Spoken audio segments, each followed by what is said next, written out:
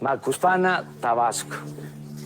La verdadera felicidad es darle la mano a quien lo necesita y que caminemos todos juntos.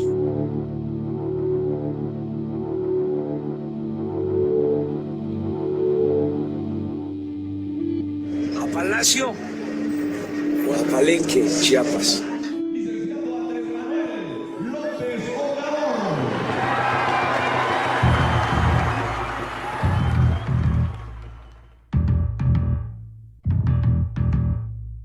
Para no hacer de mí cono pedazos, para salvarme entre únicos e impares, para cederme un lugar en su Parnaso, para darme un rinconcito en sus altares.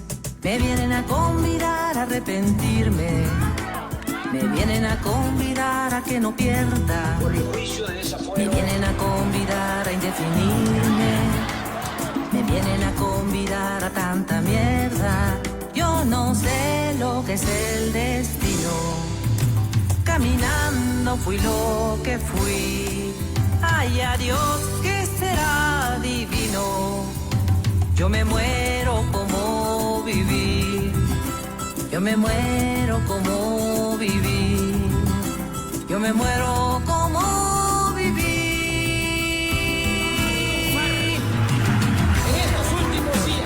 He recibido muchas muestras de apoyo, de solidaridad de ustedes. Les quiero desaforadamente. Muchísimas gracias, amigas y amigos. Yo quiero seguir jugando a lo perdido. Yo quiero ser a la zurda más que diestro. Yo quiero hacer un congreso del unido. Yo quiero rezar a fondo un hijo nuestro. Dirán que pasó de moda la locura. Dirán que la gente es mala y no merece. Mas yo partiré soñando travesuras. ¿Acaso multiplicar panes y peces? Yo no sé lo que es el destino. Caminando fui lo que fui. Ay, adiós, que será divino. Yo me muero como viví. Yo me muero como viví. Yo me muero como viví. Yo me muero como viví. En las circunstancias actuales, lo más importante es luchar por la transformación del país. Dicen que me arrastrarán por sobre rocas cuando la revolución se venga abajo, que machacarán mis manos y mi boca, que me arrancarán los ojos y el badajo. ¿Será que la necedad parió conmigo? La necedad de lo que hoy resulta necio, la necedad de asumir al enemigo, la necedad de vivir sin tener precio. Yo no sé lo que es el destino. Caminando fui lo que fui. Ay, adiós, que será divino. Yo me muero como viví. Yo me muero como viví. Yo me muero como viví. La verdadera felicidad es darle la mano al que se ha quedado atrás para que se empareje y que caminemos todos juntos. Yo me muero como viví.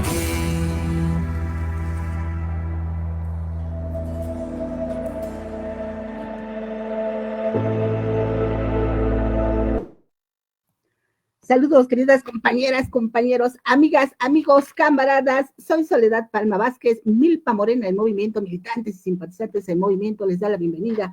Ojalá que estén pasando ya una riquísima noche. Ojalá en casita, si no en camino, con mucho cuidado. Recuerden que les espera en su casa su gente querida, su gente amada.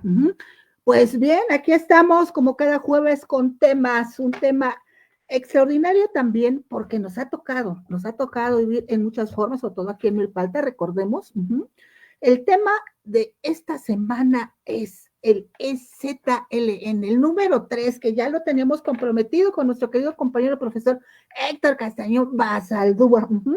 En un momento le vamos a dar la palabra. Vamos a saludar a nuestras queridas compañeras y compañeros, amigas, amigos, camaradas que se encuentran en el panel en vivo. Recuerden que este es su espacio, tenemos panel abierto y por supuesto el programa se queda grabado en Facebook Milpa Morena. Saludamos también a nuestras queridas compañeras y compañeros que ven el programa que se queda grabado a la hora que sea, el día que sea. Abrazo sororo, abrazo fraterno para todas y todos. Nos da muchísimo gusto. Recuerden, como cada semana les comentamos, que pueden sugerir temas, pueden participar también aquí en el programa, por supuesto, este es su espacio. Agradecemos muchísimo la participación en vivo. Recuerden que tenemos panel abierto, se comparte el link si quieren participar en vivo. Tenemos a nuestra querida compañera Aleida Zoc, muchísimas gracias, buenas noches, abrazo sonoro, querida Aleida. Andrea Iliana Juárez, muchísimas gracias, querida Andrea, abrazo sonoro. A Jesús Hernández y Jesús Onofre, muchísimas gracias al equipo técnico, le agradecemos muchísimo. A María del Carmen, muchísimas gracias. Ebromar, ¿verdad? Muchísimas gracias, querida María del Carmen, abrazo sonoro. A Marisol Flores también, muchísimas gracias, abrazo, querida Marisol. Más por supuesto a los que se vayan anexando en el proceso del programa. Muchísimas gracias. Agradecemos, pues decíamos que tenemos un tema especial porque decimos siempre hay que aprender de nuestra historia. Esta maestra enorme, tremenda que nos enseña, que hay que aprenderle también.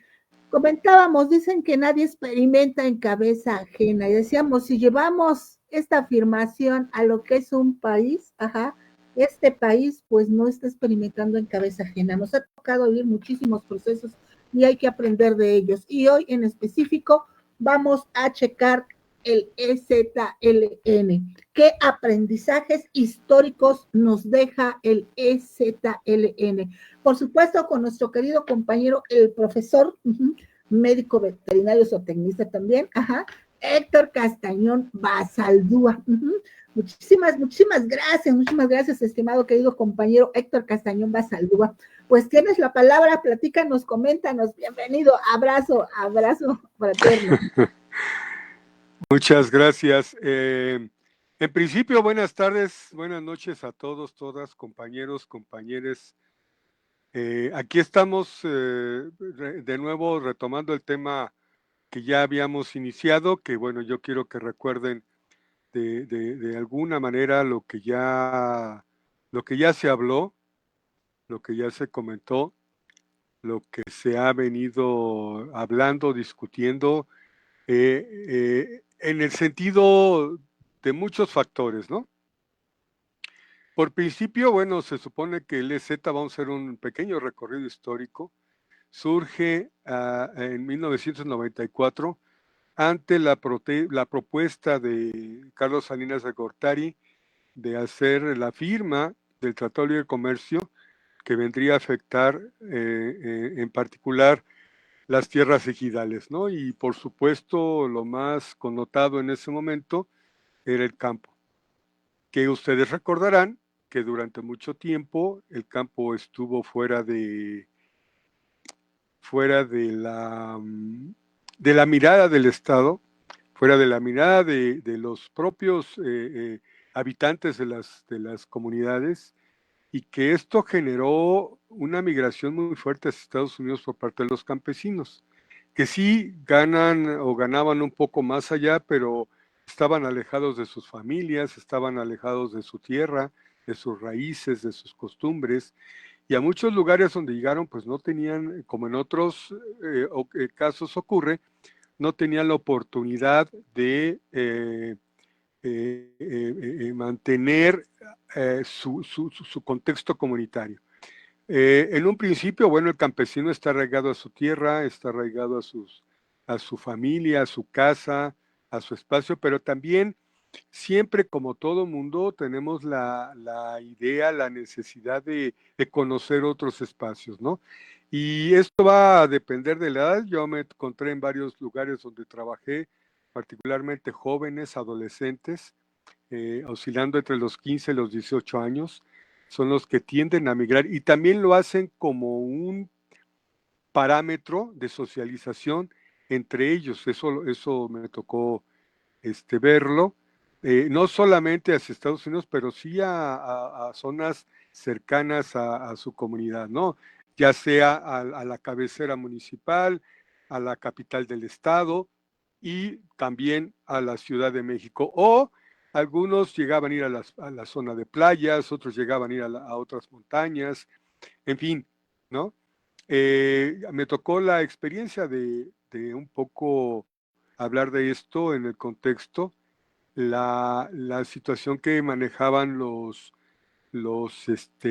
mixtecos para irse al Valle de San Quintín, acá en Sonora, Baja, no me refiero a que el Valle de San Quintín está en estos dos estados, iba a mencionar Baja California Sur, sino bueno, se iban a trabajar a esa zona. Cuando no lograban pasar a Estados Unidos, se quedaban ahí a trabajar y de hecho hubo muchos reportajes por ahí del 2010 en el que pues sufrían y padecían bastante porque eran pequeñas casas de madera, bueno, no pequeñas, sino grandes casas de madera con una cantidad impresionante de camas y un hacinamiento ahí muy, muy fuerte, no muy severo. Y que bueno, sí les tenían donde dormir, pero las condiciones de salud en el lugar no eran lo mejor. Pueden decir, no, pues es que también es comunidades, no, o sea, una cosa es tener tu casa donde tú vives, donde tienes tus cosas, y otra cosa es vivir en un lugar donde viven muchas familias que a lo mejor ni conoces, ¿no? O personas o compañeros. Entonces, este es el contexto de lo que ocurrió, y este es precisamente el elemento que trajo a colación el movimiento zapatista. Este movimiento zapatista no es un movimiento que se haya suscitado así de repente, fue un movimiento que se armó, que se instituyó por ahí de la década de los 60, 70, y según la información que ellos mismos refieren de la historia, la mayoría de ellos se vino de Monterrey, Nuevo León.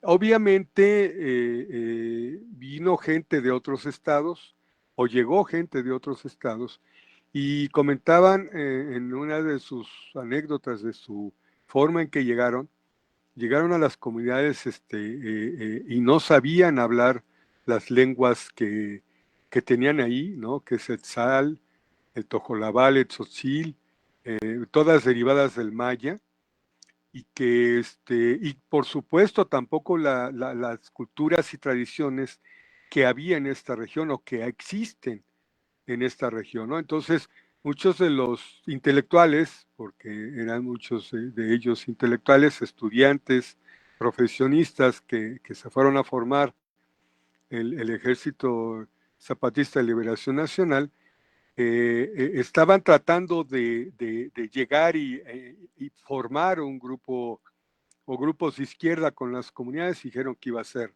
más o menos sencillo, ¿no? Y resulta que no.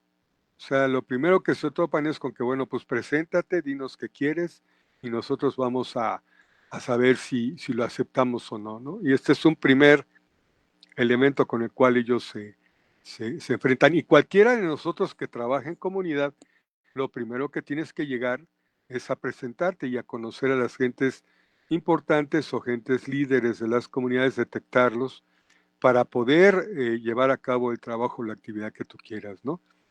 Entonces esto es lo que ocurre con los primeros urbanos y algunos que también eran trabajadores de industrias y llegan y se encuentran con la selva lacandona, que bueno, dicen allá o decían allá cuando allá anduve, que se ve triste cuando no llueve.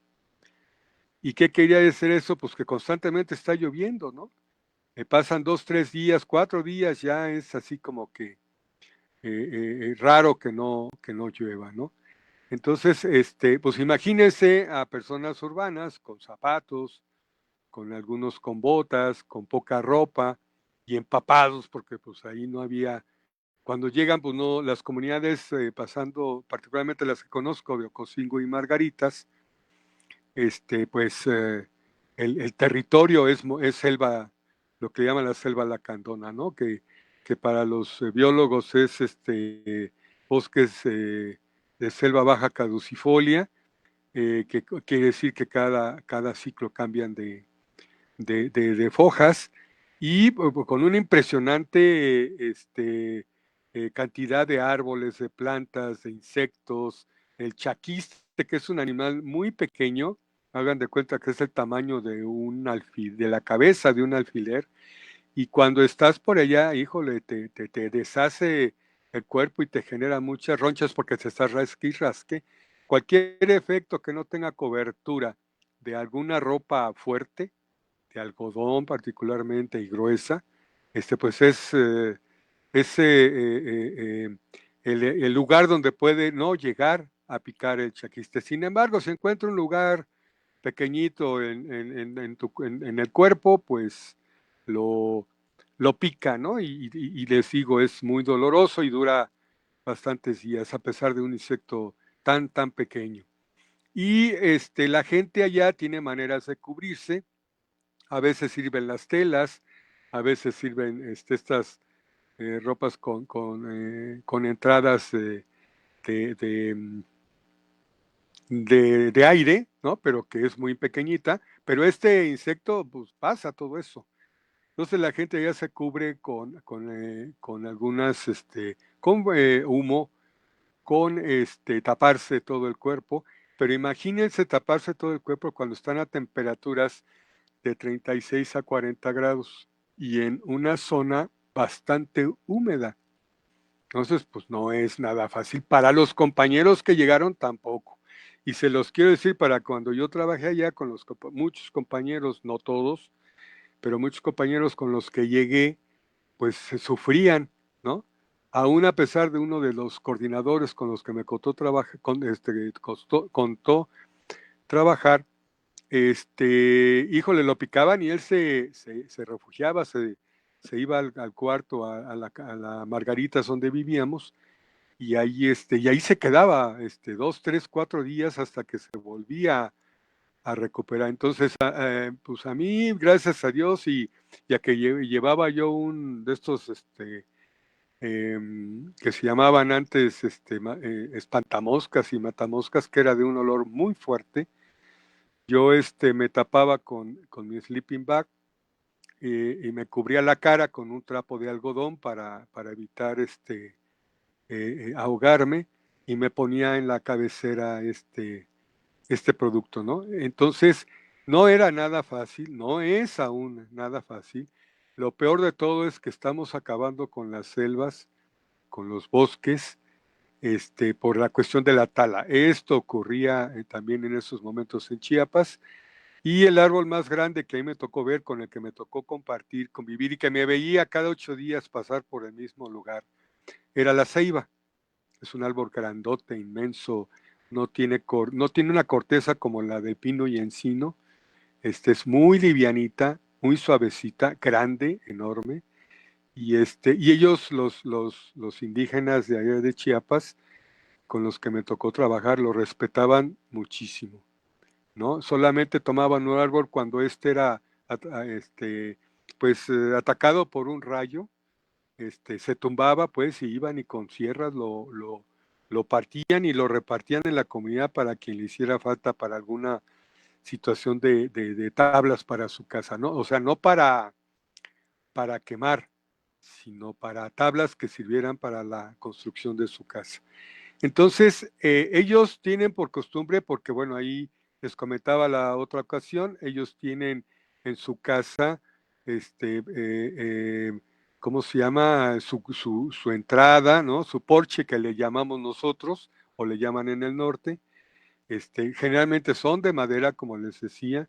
Tienen su entrada, que es esta parte que está cubierta por madera también. Las casas son de 2 aguas, ¿no? Entras, abres la puerta y puedes encontrar 3, 4 o una sola pieza. Va a depender de la cantidad de gente que viva ahí y también de las posibilidades que la persona tenga de conseguir la madera para ampliarla. Y algo que me llamó muchísimo la atención es que si necesitan cambiar la casa del lugar, la cambian. O sea, no está fija al piso, ¿no? Sino, bueno, sí está fija, pero la pueden zafar entre varios, la levantan como si fuera una camilla y se la llevan a un lado que preparan también para colocarla ahí. Insisto, son de madera. A mí me llamó la atención que tienen un patio de cemento ahí afuera de su casa.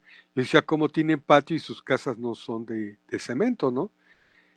Pues el espacio, el patio que tenían ahí era para poner a secar la semilla del café, para dejarla secar y ya después meterla en costales, llevarla a Margaritas y ahí había una cooperativa que lo exportaba particularmente a Holanda, pues ahí estaba, ¿no? Entonces era muy interesante cómo platicaban, son muy sensibles, son muy despacios para hablar. A las 12 les comentaba yo que en la otra ocasión que a las 12 del día te ofrecen un tajete con agua y con pozol, ¿no? El pozol es el grano de maíz desgranado y le pueden poner frijol y azúcar. Este es a las 12 del día. A las 6, 7 de la tarde, más o menos esta hora que estamos teniendo ahorita, te sirven uno que es salado y lo comparten, ¿no? O sea, el agua la toman de un manantial que en todas las comunidades hay y que, bueno, pues ahí lo degustan, ¿no?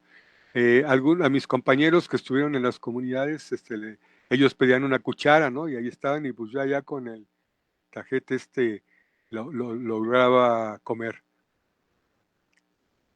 Ajá, así es, como si fueran caracoles, los levantan entre 2 o 3 de un lado, 2 o 3 o más de un lado según el peso de la casa, la levantan y la llevan al otro lado donde el compañero desea, ¿no? Entonces son muy unidos. Obviamente en las comunidades a las que yo estuve había división y particularmente eran dos, ya lo había comentado en momentos anteriores. Uno era porque eran priistas y pues los otros eran perredistas o eran gente de izquierda, ¿no?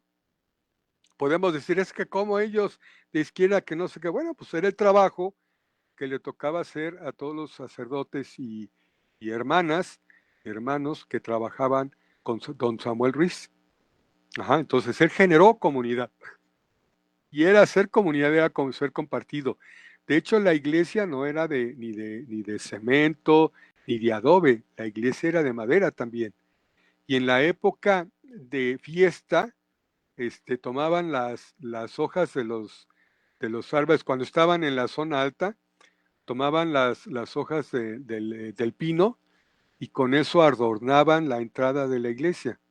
Era hermosísimo, créanme, verlo, lo estoy recordando ahorita y ya hagan de cuenta que lo estoy volviendo a vivir.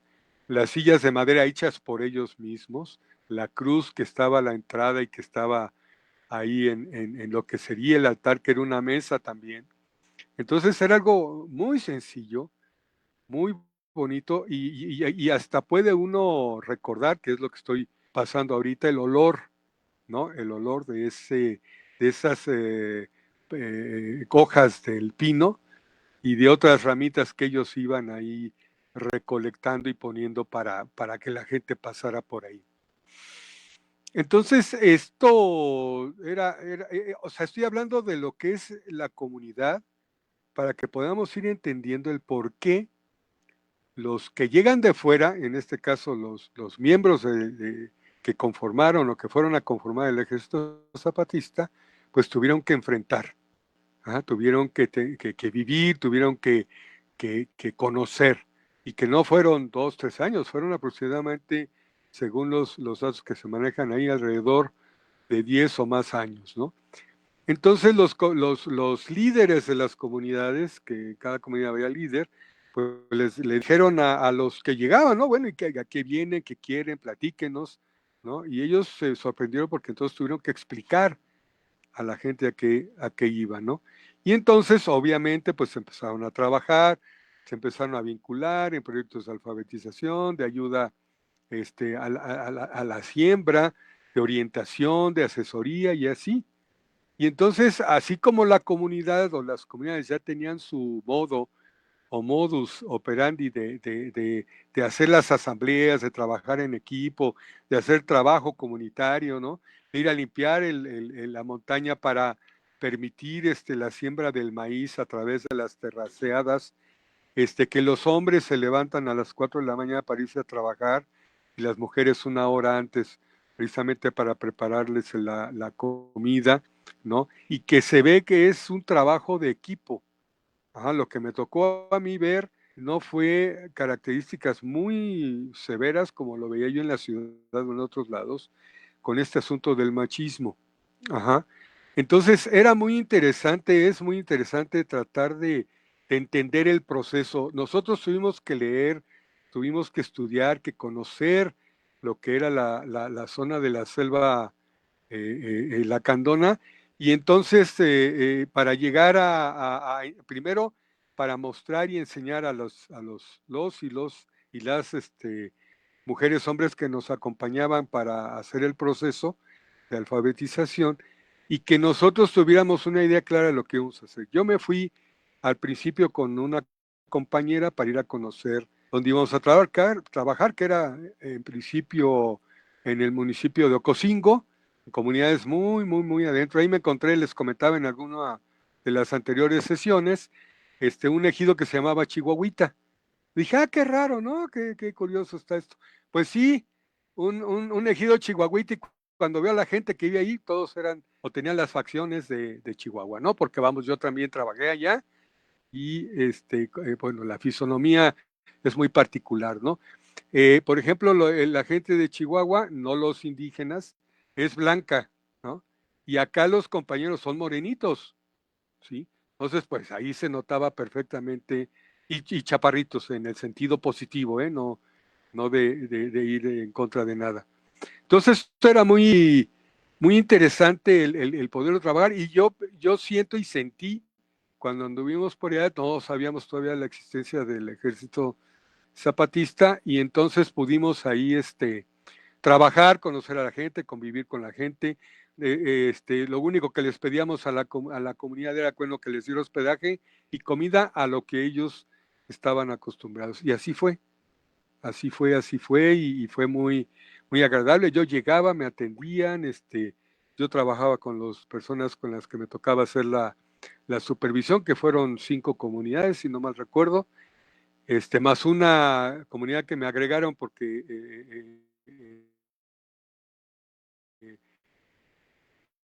tuvieron ahí algunas dificultades con su coordinador. Y entonces estas características son el contexto en el que había el movimiento zapatista antes, ¿no?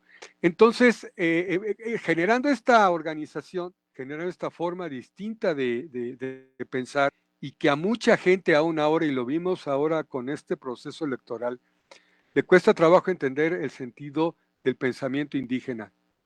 Yo puedo no estar de acuerdo con Xóchitl Gálvez porque, bueno, no era mi proceso, pero ella, la dificultad que tenía que hablar era porque ella hablaba originalmente el ñañú, y hablar en español cuesta trabajo muchas palabras darlas.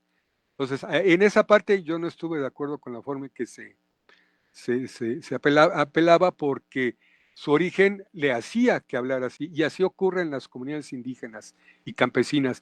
Y algo que me di cuenta a muchos años después, y hace cosa de 4 o 5 años que empecé a estudiar la cuestión de la historia, y empecé a leer este año documentos de la época colonial, los campesinos hablan igual que hablaban los españoles en esa época. Entonces es muy curioso, ¿no? O sea, no es que estén hablando mal el español, es que ese fue el español que les enseñaron a hablar. Entonces, este es el parte del contexto en el que estamos hablando, para poder entender por qué las comunidades tuvieron que, modificaron, no tuvieron que, sino que modificaron la forma del pensamiento de aquellos urbanos, trabajadores y particularmente norteños, aunque ya dije que había de otros lugares, llegaron a Ancina, porque así se decía.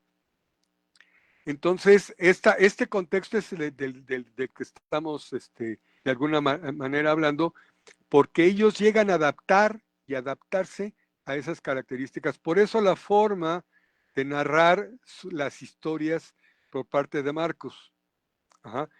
Porque él está narrando las historias que no habían sido rescatadas, que no habían sido escritas, más que rescatadas, escritas, con anterioridad, porque aun cuando había muchos libros escritos con leyendas, tradiciones y demás, no tenían, no explicaban, no hablaban de de toda la cantidad de culturas y cultura que hay en el estado. Y no solamente ahorita lo puedo decir, no solamente en Chiapas, sino en todo el país. Toda zona rural, toda zona indígena, como aquí en Milpalta, que todavía se habla en algunas comunidades en náhuatl, no es lo mismo hablarse en náhuatl que hacer la traducción del náhuatl al español para poder decir lo que expresaron en el náhuatl. ¿Por qué? Porque hay palabras que no tienen traducción, o que aunque la tengan, no significan en español lo mismo que en la lengua. Ajá, este es por eso lo hermoso y lo maravilloso de aprender otras lenguas, y de buscar en la cuestión cultural cuál es el origen de todo esto, ¿sí?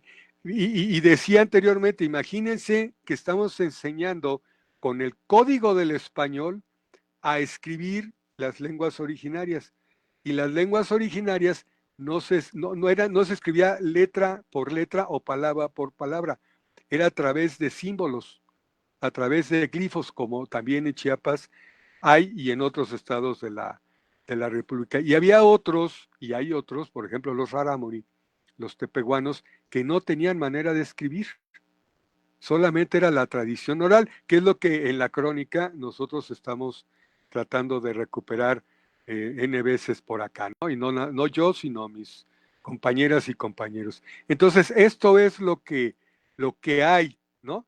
Para poder entender entonces la situación que se vive y se vivió en ese momento en Chiapas. ¿Qué es lo que nos dejan? Porque es una de las preguntas que hace Sol cuando nos invita a todos a participar. Lo primero que llega el zapatismo junto con las características de la comunidad es a aprender a escribir para ellos lo que les estaban narrando. ¿Sí? Lo que dice el viejo Antonio, algunos por ahí lo habrán leído, que es uno de los personajes de los cuales hablaba mucho Marcos en sus escritos. El otro es el Durito, ¿no? Que es el que narra y cuenta historias y habla de política y sabe de estudiar, etcétera. Así es, es hablar con el corazón y hablar con el sentimiento y hablar bonito, porque las palabras altisonantes se usan en español. También existen, según tengo entendido, en algunas lenguas, pero no son para ofender. Ajá, aunque quiero decir que en Oaxaca, en la zona de la capital, me encontré a un grupo de niños hablando en zapoteco que yo no entendía, pero se veía clarito cómo estaban lastimando a otro niño. Ajá, que ambos andaban, bueno, los dos, bueno, eran 5 niños, de los cuales uno estaba separado, y los otros 4 lo estaban molestando, y aunque no se entendía, lo que se veía es que estaban haciéndole mal al otro niño, ¿no? Y estaban peleando por el espacio para vender. Los dos tenían chicles, nada más que los 4 se unieron en contra de solo uno. Y eso es algo que tenemos que cuidar, y eso es algo de lo que hablaban Marcos, y eso es algo de lo que hablaban y hablan los comandantes, ¿sí? Que es, a lo mejor ahorita nos llama mucho la atención y es alguna de las preguntas que hicieron la vez anterior. Es bueno, ¿por qué si habían hecho comunidad, por qué ahora hay tanta separación y tanta situación en estas comunidades? Pues ese fue un efecto de la guerra de baja intensidad, para empezar. Segundo, es un efecto de la presencia de la autorización por parte del Estado, tanto de Carlos Salinas, de Zedillo, ¿no? de Fox, que empezaron a permitir que cualquier gente llegara. Y además los hicieron, así como les decía, del ejido Chihuahuita, los hicieron llegar. Entonces, eso provocó que en las comunidades hubiera división. Y máxime, cuando en la época de Salinas, sabemos por ahí que su hermano andaba coludido con muchas cosas, entre ellas esta situación, según señalan, del narcotráfico, ¿no? Entonces, hubo ingreso de mucha gente que en vez de apoyar, aunque llegó mucha gente para apoyar, me consta que cuando fueron varias de las convenciones y de las reuniones en Chiapas, después de la primera convención que fue ahí, había mucha gente que con esta visión que se quedaba. A mí me comentó hace poco una persona que andaba renegando y que estaba a favor del grupo de los de la Marcha Rosa, que su familiar, que se fue allá a la selva lacandona, se pudo ir a Europa, nombrada por el zapatismo, para prepararse y entrenarse allá. Sí, esas posibilidades subieron, porque déjenme decirles que las principales escuelas de antropología, particularmente francesas, holandesas, están en San Cristóbal de las Casas. Por eso el movimiento cundió mucho en Europa, porque ellos habían estudiado la región por mucho tiempo. Entonces sabían cuáles eran las situaciones, aunque les asombró, de alguna manera entendían este proceso, esta condición. Entonces eso vino a traer toda una serie de condiciones, de cambios, y que fueron aislando a las comunidades y la creación de los caracoles. No quiero decir que ya se perdieron totalmente, sino que hay un efecto del narcotráfico y de gente que llegó de fuera, que empezó a dividir a las comunidades porque el ejército formó gente para ello. Recordemos que los Zetas, que se fueron con los narcotraficantes, los Zetas era un grupo de élite del ejército que fue entrenado para intervenir en Chiapas. Como se vino abajo la guerra, muchos de ellos fueron atraídos por el ejército, por el narcotráfico, dado que tenían buenos entrenamientos, ¿no? Ellos son los que aprendieron a tasajear a las personas, ¿no? A castrarlos, y todas estas historias que ustedes podrán ver en películas como el infierno, ¿no? Ahí lo narran muy bien, o se observa muy bien cómo hacían esto. Y obviamente, bueno, pues fueron atacando a las comunidades, separándolas, dividiéndolas. Hubo mucha gente que tuvo que salir de estas mismas. Y también una de las cosas que se ha visto o que se ha atendido, particularmente también en Guerrero, en Oaxaca, Chiapas, en parte en Michoacán, que ustedes han visto y han oído mucho, ¿no? Esta cuestión del narcotráfico metido en todos los ámbitos. Sí, el narcotráfico es bastante, o fue, así como lo hicieron en Colombia, pues fue uno de los principales capos de Colombia, fue senador, ¿no? Y pudo meter a mucha gente a estos espacios de poder, y él decía que tenía derecho, que porque él iba a sacar a la gente, y sí les llevaba a la gente, ¿cómo se llama? Buenas construcciones, ¿no? Resolvía muchos problemas, pero inducía a la gente, ya después de que hubo todo esto, pues inducían a la gente al consumo de drogas dentro de su propio país, que fue también lo que ocurrió aquí, porque pues ya no les pagaban en dólares, les pagaban en especie. Entonces, ¿dónde pueden vender? Pues en el lugar de origen, ¿no? Por eso, de ahí se crearon los microespacios donde en muchos lugares expiden la droga, ¿no? Y también, por otro lado, en muchas comunidades, por supuesto, que sembraban estos estupefacientes, marihuana, amapola y demás, y que bueno, pues de ahí obtenían los campesinos un recurso extra, y aparte su producción de campo para tener que comer durante el año, ¿no? Entonces, eso también estaba ahí. No quiero decir que en Chiapas esto ocurrió, estoy hablando del contexto que hubo desde los 70s hasta la época con este aspecto. Y bueno, ¿qué generaron? Bueno, pues generaron en la sociedad civil muchísima expectativa, porque ya habíamos tenido un fraude muy fuerte en el 88 con el ingeniero Cuauhtémoc Cárdenas. El Estado no estaba resolviendo problemas sociales, se dedicaba a resolver los problemas de las empresas, ¿no? Y alguno que otro por ahí campesino, caso de lo que trabajó su hermano de Salinas de Gortari, Raúl, y él era el que mantenía el trabajo en el campo. ¿Por qué lo digo? Porque me tocó que nos llegó, porque no era yo el coordinador, sino era una compañera, nos llegó una chava que era recomendada de él, y si nosotros la aceptábamos en el equipo, nos iban a pagar a todos, nos iban a dar el proyecto. Por eso sé que cómo se movieron las cosas, ¿no? Entonces, de esa manera, pues así las cosas, así las ideas de lo que se estuvo haciendo antes, durante y ahora con el zapatismo. Y por supuesto también no hay todavía un entendimiento con el Estado, porque no han podido en este momento, desde que inició hasta ahorita, no han podido reunirse con el actual gobierno, ¿no?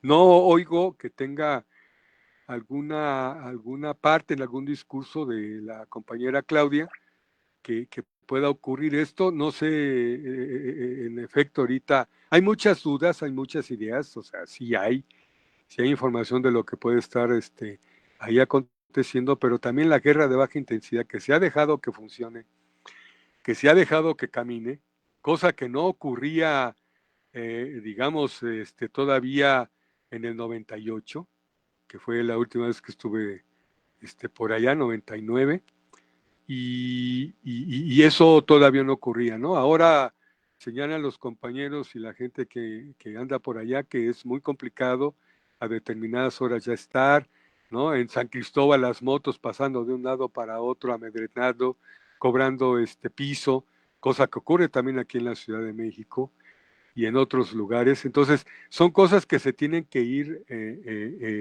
resolviendo y caminando, ¿no? ¿Qué otras cosas hay por ahí?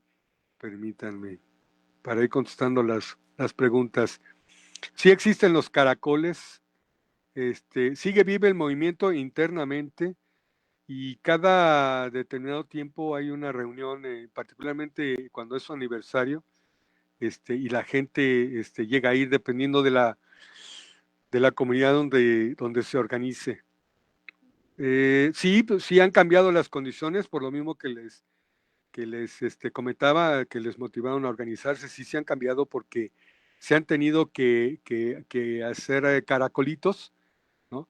Y no estoy haciendo ninguna apelación a otra palabra, sino hacerse pequeños, hacer comunidad pequeña, porque no están teniendo la posibilidad, ¿no? Y otra cosa que es importante, ¿recuerdan ustedes cuando llegaron aquí a Milpalta?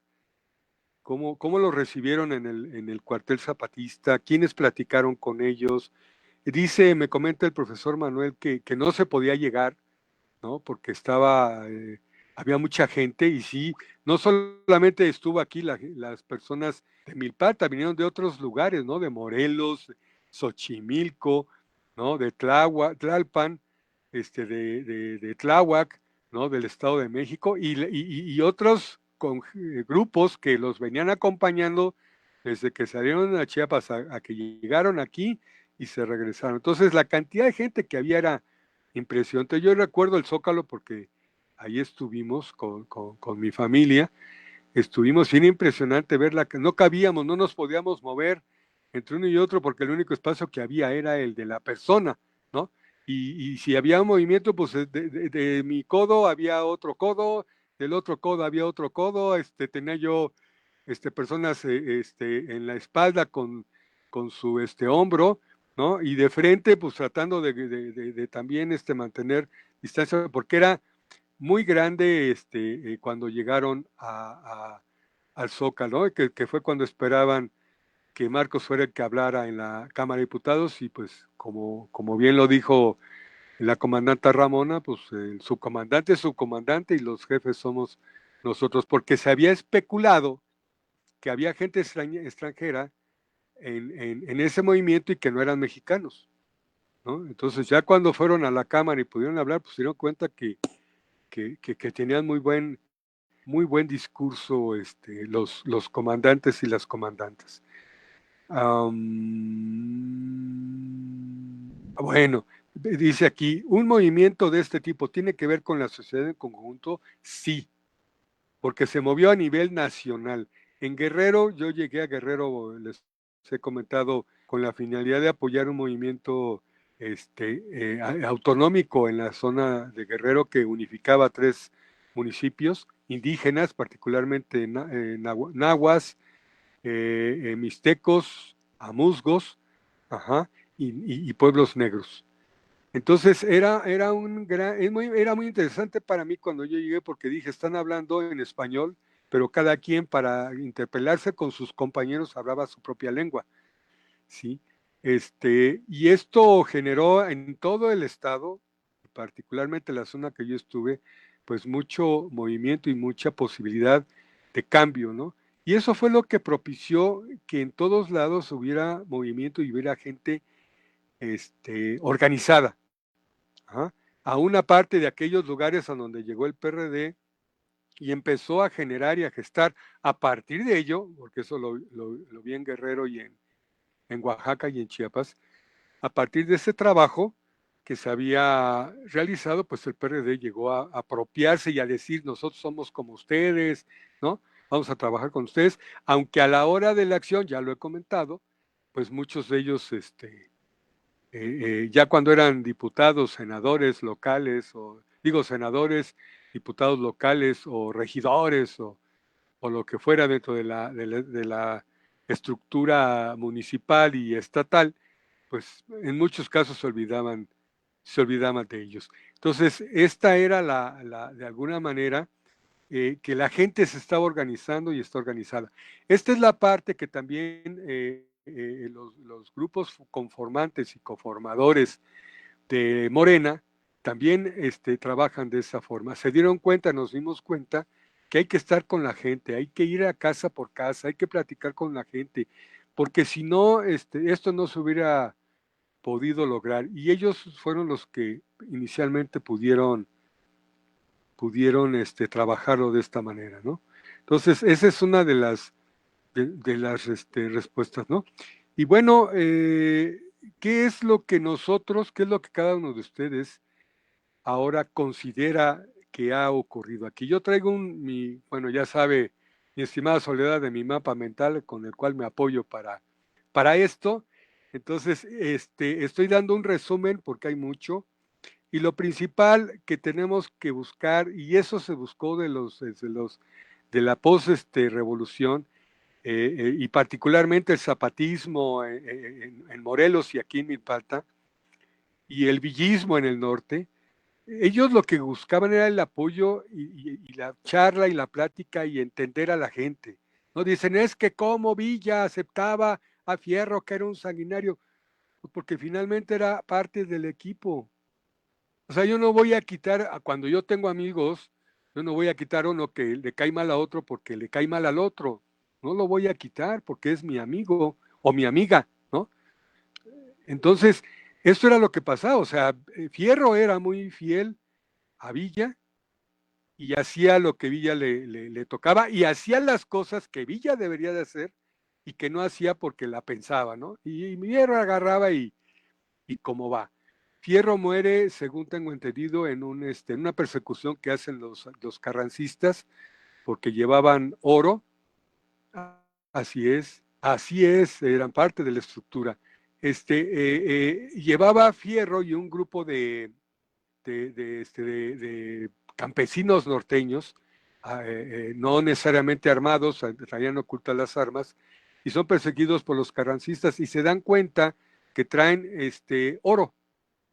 que traen monedas de oro, supongo que serían centenarios, supongo, no estoy seguro, llevaban el dinero con el cual iban a pagar las armas que habían comprado.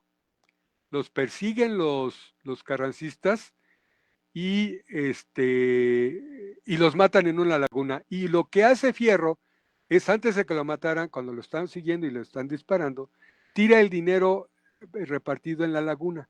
Y por supuesto, pues nadie lo iba a poder tener, ¿no? Y ya le avisan a Villa, se pone Villa muy triste cuando se entera de que a su mano derecha lo habían asesinado, ¿no? O sea, y no solamente a Fierro, sino a la columna, supongo que serán unos 10, 20 hombres aproximadamente, estoy dando un dato, ahorita nos aclarará el maestro Manuel de ello, y son los que defienden eso. Entonces, el dinero para muchos, y principalmente para los capitalistas, ¿de dónde lo sacaron? ¿De dónde lo tuvieron? ¿A quién asaltaron? ¿A quién robaron? ¿No? Pero no se ponen a pensar que cuando la gente coopera, y eso es muy común aquí en Milpalta, cuando alguien muere, pues todo el mundo lleva algo. Y las mujeres, si no llevan algo, se ponen a ayudar a preparar el alimento, ¿no? Entonces, así era. Y en Morelos, en los campesinos, las comunidades indígenas y campesinas de esta región hacían eso. Y lo mismo pasaba y pasa en Chiapas. Esta situación del ingreso, de la guerra de baja intensidad, de los zetas, de los narcotraficantes y todo esto que se genera a partir de una imposición del Estado para que no siguiera armando organización, y esto ha ocurrido no ahorita, sino siempre, como Estado, e impida que la gente se organice. Ahorita esto está ocurriendo, esto está ahí a la mano, ¿no? Lo que ha permitido el zapatismo es el crecimiento de la lucha indígena a través del Consejo Nacional Indígena, que es mucho más plausible para ellos. Lo que fue la Convención Nacional Democrática, que no tuvo la capacidad, la gente, no tuvimos la capacidad, gente, de continuar organizándonos, ¿no? Que cuando nos derrotan en el 94 y nos vuelven a derrotar después, ya como que dijo la gente, no, pues ya no participo. Cuando habían dicho los compañeros que ellos no creían en la lucha política. Y lo dijeron varias veces y dijeron, bueno, ustedes nos llaman para que participemos, lo vamos a hacer, pero no creemos en la vía electoral.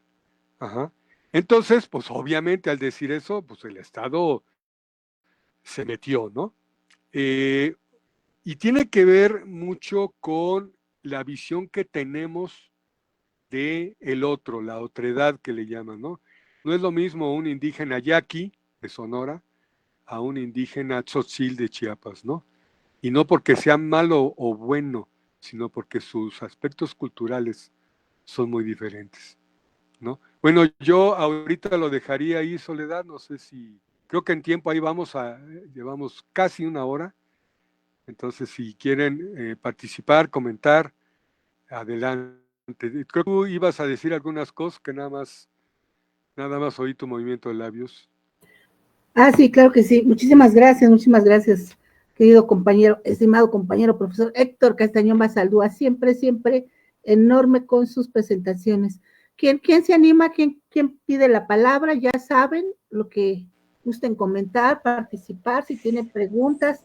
Por ahí había una pregunta también para el profesor Manuel Garcés, a ver si nos hace el favor, ya que está aquí, enorme, siempre que nos enriquece con sus datos, ahorita a ver si nos comenta. Mientras se animan, tenemos comentarios, pues sí, ya prácticamente ya los comentaste, ¿no? Que la característica de los caracoles, ¿no? Que se me hizo curioso el que cargara en su casa. Bueno, es que es otra forma de ver, es otra edad, ¿no? Como comentas. Y también se me hizo curioso por la cuestión de los caracoles, ¿no? Que armaron ellos, que dices, va, como que pareciera. la cuestión del lenguaje, las características. Fíjate que hay algo que me llama mucho la atención y siempre me ha llamado mucho la atención, sobre todo de estas lenguas originarias, de nuestras maravillosas lenguas originarias. Y que siempre nos han dicho los abuelos, las abuelitas, que la principal característica, es el intento, el amor o lo que se desea para el otro. Decía, su característica de estas lenguas era el hablar con el corazón y el intento. Te deseo amorosamente que tu camino sea hermoso, pero te deseo que tu camino sea hermoso. No es una frase así como hola, adiós, buenas tardes, no. Lleva algo diferente, lleva ese deseo, ese intento, esta cuestión emocional específica, enfática, y que nos decía una abuelita que ya no está con nosotros, ya partió, pero ella nos decía, va a haber muchas diferencias siempre. El lenguaje se va modificando con el tiempo, pero hay una característica que se puede adaptar a todas las lenguas y es precisamente ese intento, ¿no? Y vimos algunos en algunos círculos de estudio que precisamente quizás no se entendían exactamente, pero sí utilizaban ese intento, ¿no? Incluso con nuestro español, ¿no? Era algo que sí me gusta mucho el comentar. Tenemos saludos de nuestra querida compañera María Isabel Malpica, querida Isa, que está aquí también con nosotros ya.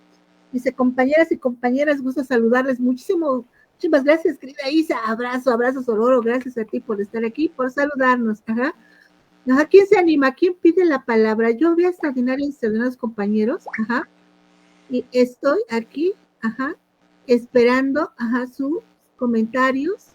Fíjate que a mí me surgen preguntas. Sí. Me surgen preguntas porque yo me pregunto, ¿hacia dónde vamos? ¿Qué aprendimos? Porque ahorita estamos en una época de cambio. Y ellos manifestaron, no creemos. O sea, yo creo que es de las principales diferencias. Y se comprende por los tiempos políticos que se estaban viviendo. Recordemos que pues fue desde la época de Salinas, ¿no? Y ya no sé si está un recuento histórico de todos los fraudes, ¿no?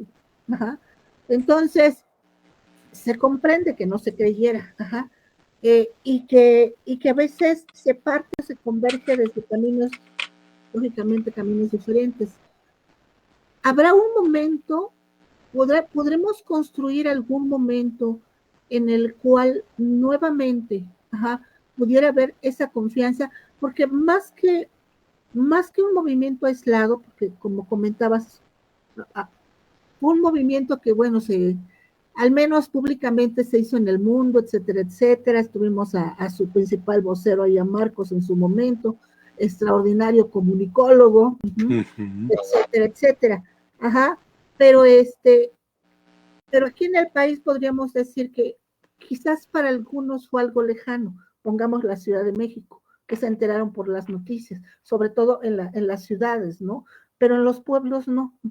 Entonces me llamó mucho la atención por la cuestión en cuanto a los pueblos indígenas, porque realmente lo que abrieron fue la compuerta en específico para los derechos de los pueblos indígenas, de los pueblos originarios. O sea, por eso me interesa tantísimo el tema, porque dices, cuando ellos abren esta puerta, pues, o sea, y nos decías, no es un movimiento aislado, porque al final de cuentas repercute a todos, y el mundo campesino nos repercute a todos, y que haya garantías en el campo, y para los pueblos originarios, y para los derechos agrarios, etcétera, etcétera, ejidales, los comunales, es muy importante, porque si hay estabilidad allá, también la tenemos en las ciudades, tenemos un equilibrio social, tenemos alimentación, tenemos ambiente, tenemos el agua, esta lucha no es de ahorita. Por ejemplo, ahorita está muy en boga y por supuesto, ¿no? Tenemos la carencia del agua, etcétera, etcétera, que ya muchos grupos que antes no lo observaban como tal, sino que sus luchas eran diferentes, ya lo están retomando porque ya se siente en las ciudades, ¿no? También, Ajá. Pero esta lucha empezó desde hace mucho. Ajá. Esta lucha de los pueblos empezó desde hace muchísimo tiempo, como nos ha comentado también el profesor Manuel Garcés, como nos has estado comentando tú, y que nos quisimos detener en este punto precisamente por el inicio de estos derechos. Dime, ¿consideras que podemos volver en algún momento a coincidir? Ajá. Porque a veces pareciera que se abren nuevamente espacios. Ajá. Y sin embargo, pudiera parecer fácil, si tenemos cambios, si tenemos voluntad política, ajá, el respeto a los pueblos originarios. ¿Tú crees que en algún momento este acercamiento o la revisión, porque todavía hay mucho, quizás tú conozcas un poquito más de lo que fue los acuerdos de San Andrés, ¿no? Porque ves que incluso todavía hay ciertas situaciones de qué realmente significaron.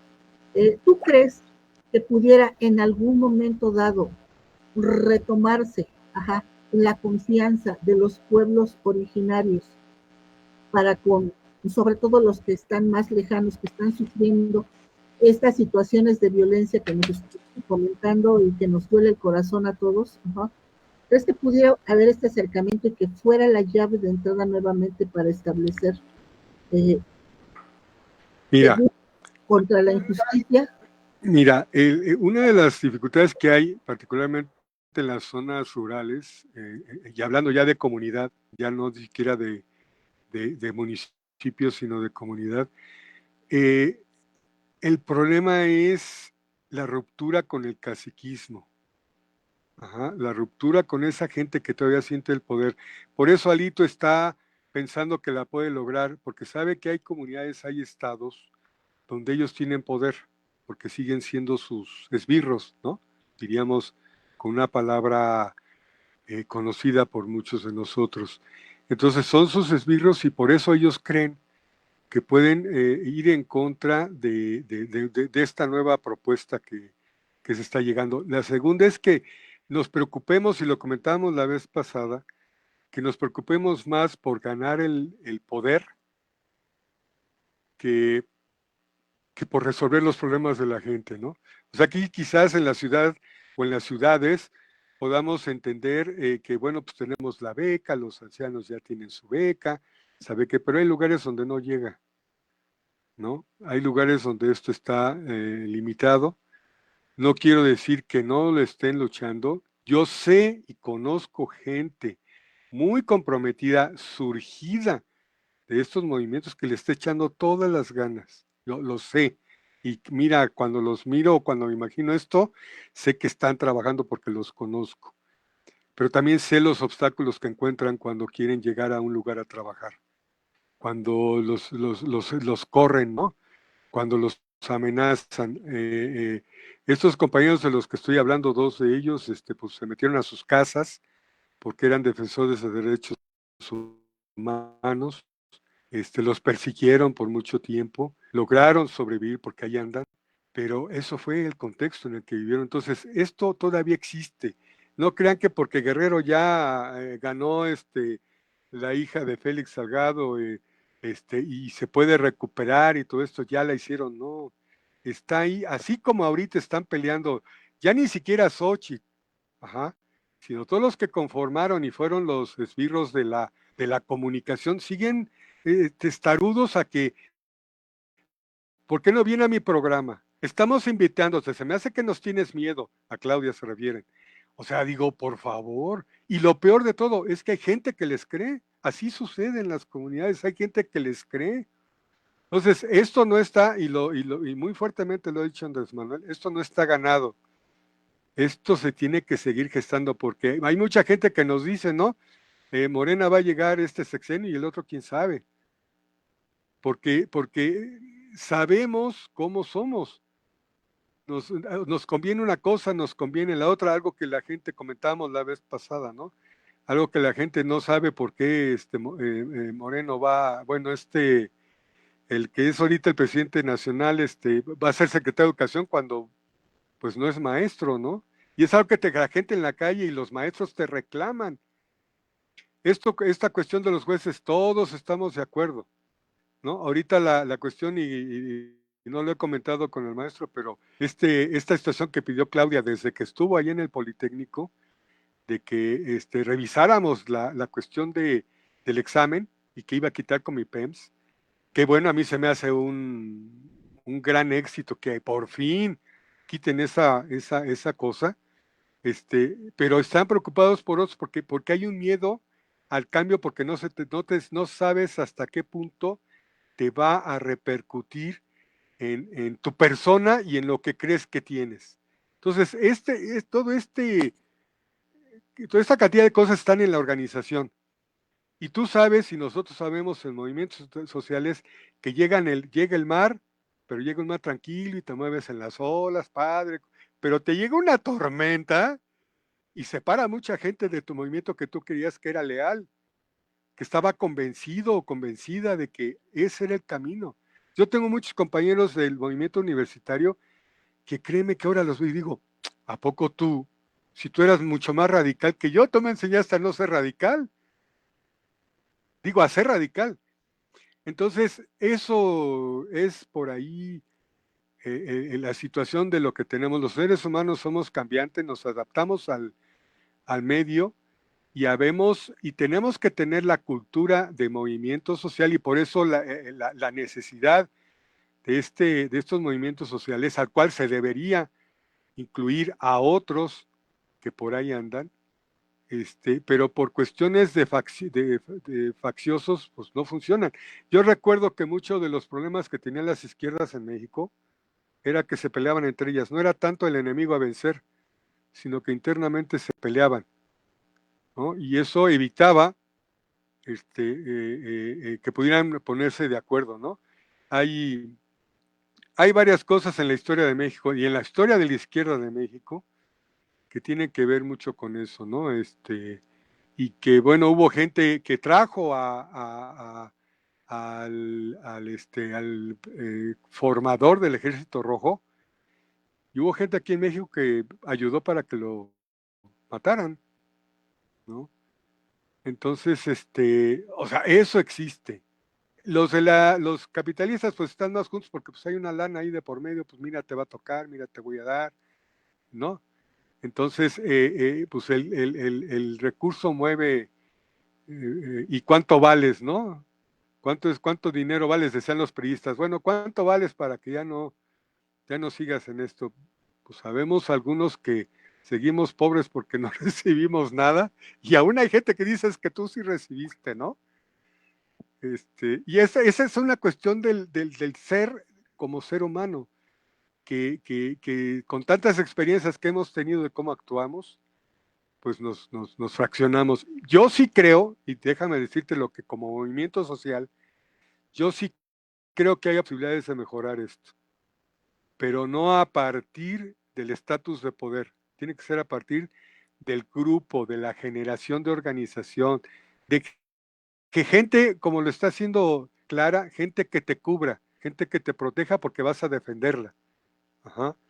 Y eso tú sabes, si hay alguien de los compañeros, compañeras que tiene dificultades, pues el grupo tiene que ayudar a resolverlo, ¿no? Y bueno, yo sí creo que hay posibilidades, yo sí creo que hay esta situación de hacerlo, pero también hay compañeros que me dicen, pues ya viste que no funcionó, y pues sí, o sea, realmente también está esa condición. Pero si nosotros como seres humanos comprendemos al otro, comprendemos la situación del otro, sus problemas, y esto ya no es solamente un acto de lucha solamente de la izquierda, ¿no?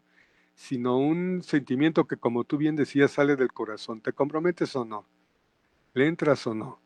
Y eso es lo que yo vi y aprendí en las comunidades indígenas y campesinas a lo largo de mi trabajo muy leve, ¿no? De profesional y no profesional, y también andar en estas cuestiones que yo nunca me imaginé, que anduviera en cosas que yo, cuando me enteré de estos acontecimientos que platicaba de la guerrilla, de cómo se movían, de cómo protegían a la gente que llegamos allí en Chiapas, ahí fue donde dije, no, pues aquí hay mucho que dar, mucho que aprender, y aquí ahora lo que estamos haciendo es pelearnos con el otro porque se adelantó a mí, se me metió el de la moto, pues ahora hay que sacarlo. Nos falta mucha comunidad, nos falta mucha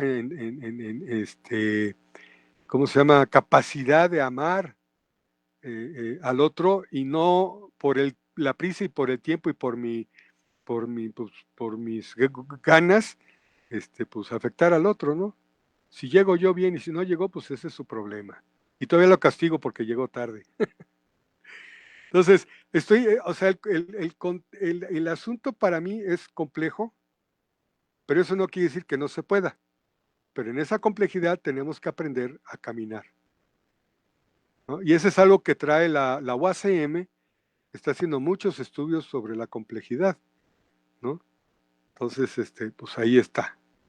No está resuelto, pero tenemos que ir avanzando, y las generaciones que vienen atrás de nosotros tienen que ver que también por ahí va. Muchas gracias, Héctor. Ajá. Quien guste participar, ya saben, pueden abrir su pantalla y pedir la palabra, o pueden levantar la mano, ahí están los iconos, ajá. O si gustan participar, pero no quieren hablar, aquí está el mensajero interno y con mucho gusto lo leemos. Leemos su comentario. Fíjate, Héctor, que de lo que comentas se me hace muy importante, y fíjate que tocaste un punto fundamental que es muy importante, y que ojalá haya la sensibilidad política y sobre todo que haya seguimiento, porque probablemente con el seguimiento pudiéramos hacer algo.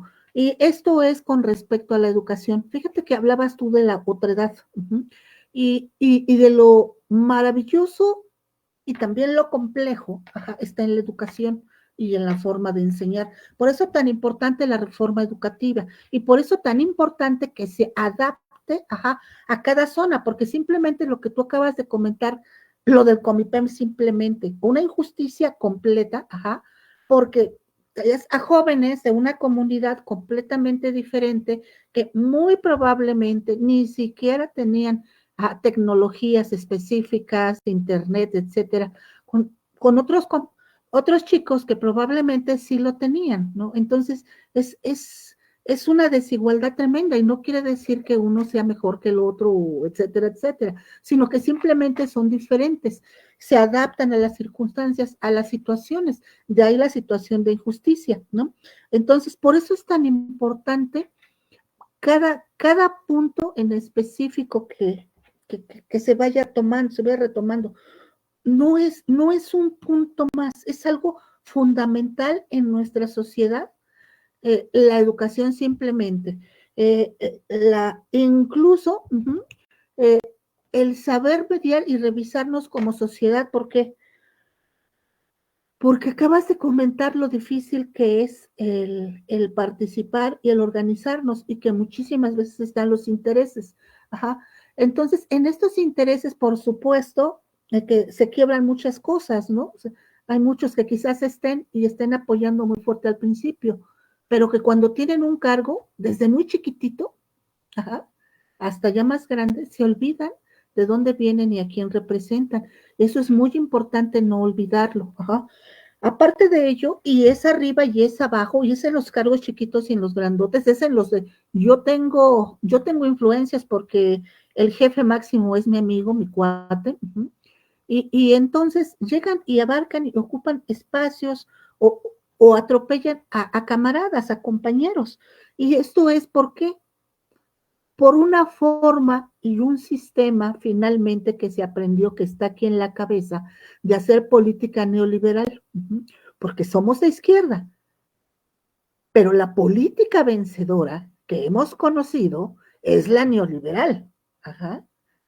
Entonces, es importante aprender a hacer la política de izquierda. ¿Y cuál es la política de izquierda para nosotros? Recordemos que hablamos de la otredad, y en esa otredad tenemos las diferentes lenguas, y decíamos que las diferentes lenguas tienen una característica en específico, Decíamos, su característica de estas lenguas era el hablar con el corazón y el intento. Te deseo amorosamente que tu camino sea hermoso. Entonces, esa sería parte de la otra edad, de nuestra forma en específico, como gente, como raza, ajá, como ciudadanos, como mexicanos, ajá, de hacer una izquierda, o sea, de salirnos del molde neoliberal de hacer política, ajá, porque de nada sirve ganar el poder y seguir haciendo desde la izquierda, desde lo más profundo, y seguir gestionando la política de una forma neoliberal, porque es la que aprendimos, porque es la que nos enseñó este sistema, es la que nos dice, eres el triunfador, ¿no? Entonces, se reproducen los patrones, y qué importante es esta, queremos llamarla de construcción, ¿no? Bueno, ajá, cada quien como lo conozca, pero es importante revisarlo, y nada está desvinculado, ¿no? Nada está desvinculado, porque el maestro en específico, llevaba su camino de corazón. El maestro era muy respetado en todas las zonas, en las comunidades.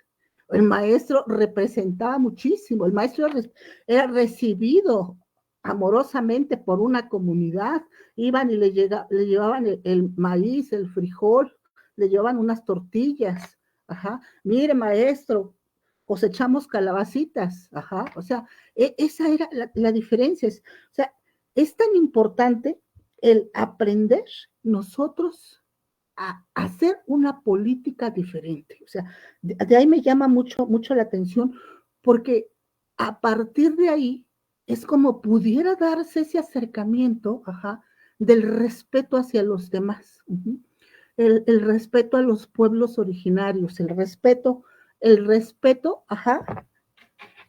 a la vida, al existir, y a las otras formas. Me gusta mucho la otredad, ¿no? Así como la mencionas. Entonces, se me hace muy importante. Y hay otra cosa que me gusta también mucho, y tiene que ver con la reforma judicial. Porque todo esto que está pasando, que estás comentando, y que lo hemos revisado en múltiples situaciones, incluso también en los programas de mujeres, también con querida Isa, que aquí está. La cuestión de las injusticias en específico. Y decimos, ¿por qué tenemos todo esto? Finalmente lo tenemos ¿por qué se da la violencia? Porque pueden. Por la impunidad. La impunidad nos ha llevado a este país a situaciones infrahumanas, injustas, inimaginables, de violencia. Entonces sí es muy importante que veamos esta reforma judicial y que nos la apropiemos, pero que también nos la apropiemos desde otra forma diferente, de esta nueva cultura, que ni tan nueva porque está en los pueblos, recordemos, está en nuestra línea, está en nuestro espíritu de raza también, el hacer una política de izquierda, adecuada a nuestros tiempos, porque también no podemos escaparnos, no podemos decir queremos que todo sea como era antes. El mundo ha girado, las tecnologías han cambiado, tenemos que aprender a conservar nuestra esencia humana, nuestra naturaleza humana, teniendo en cuenta que ya tenemos a las IA ahorita muy avanzadas, etcétera, etcétera. O sea, es importante también mostrarles y enseñarles a estas nuevas juventudes que existe el ser humano, el maravilloso ser humano atrás, que somos los que estamos ahí. Entonces, es en ese sentido de la reforma judicial, pero apropiárnosla como pueblos. Eso sería muy importante, buscando esta justicia social. Y se me hace muy importante todos los cambios que se están dando, sobre todo también la cuestión, por ejemplo, este apoyo que está en propuesta para el 2025 para las mujeres a partir de los 60, 64 años. Tenemos una compañerita que ya no está tampoco con nosotras, querida Lisette Silva, compañera de Mujeres Morena República, extraordinaria intelectual, mujer enorme, que nos decía que entre los más pobres siempre, las mujeres en los hogares son las más pobres. Si el hombre es pobre, la mujer en su casa es más pobre todavía. Ajá. Porque finalmente... Pero mira, yo sí, déjalo cierro. Y sí. en ese sentido, la mujer en específico, y se ha mencionado que se le va a dar prioridad, por ejemplo, a las mujeres campesinas. Por ahí se va a iniciar. Ajá. Y es importante porque son una parte fundamental de esta sociedad. Ajá. Y que si se está recobrando, si se está apoyando, ajá, también va a ser una base fundamental para estas sociedades. Ajá. Afortunadamente, por una parte, y sobre todo en las zonas libres, vamos a llamarlas zonas libres así entre comillas, si quieres, Héctor, por los caracoles, etcétera, si quieres, ajá, que traen una filosofía diferente. Desafortunadamente, no todo el país está así. ¿Cómo acercamos esta filosofía con la otra, con los apoyos? Ajá. ¿Cómo nos adueñamos? ¿Cómo aprendemos de lo del EZLN, el proceso que vivió? Por eso te preguntaba, ¿cómo están los caracoles ahorita?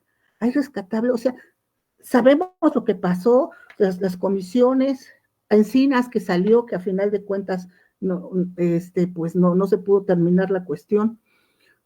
Dinos, Héctor, sí, ¿qué rescatamos así en firme, en fuerte, que dijéramos, sí se puede tomando estos elementos y estos, ajá, y qué podemos hacer en propuestas, o qué les decimos también a los maestros que tú acabas de comentar con estas propuestas? Adelante.